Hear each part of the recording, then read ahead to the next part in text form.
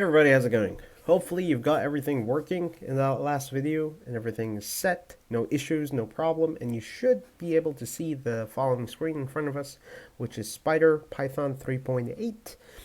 If that's not what you're seeing, please refer back to the previous video and check out the links in the description.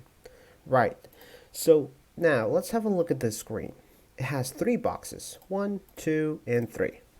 This box on the left hand side here is where you write your code, right? And in the bottom right corner, this box right here is where you see the results of your code.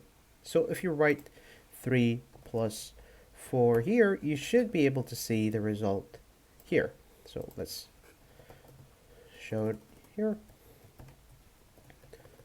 So if you write something like this, you should be able to see here as 7.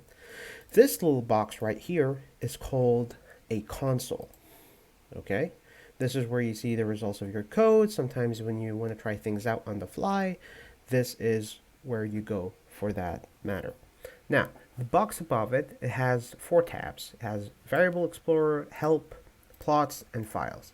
Files is basically all the current scripts that you have for your Python application.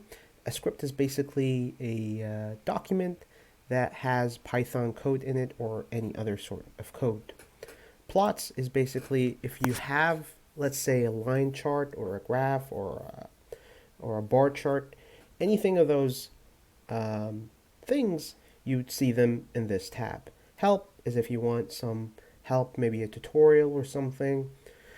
Variable Explorer, to explore your variables. We're going to learn more about variables soon enough, so don't worry about that. And that's it for these 3 boxes. Now that you've written this part here, this code here, maybe you want to save it. So you go up here and you click on this save button, but it's already saved it for us automatically. So you might want to check, want to go back. You see now it's clickable again. So you can click save, it saves, that's it. If you want to run this code, all you have to do is just press on this play button to run the file, or you can click on F5 in your keyboard if you're running Windows. So that's it. Okay, now in the next video, we're going to learn about printing, this statement right here, and how it works, and the different ways we can use it. All right, see you in the next one.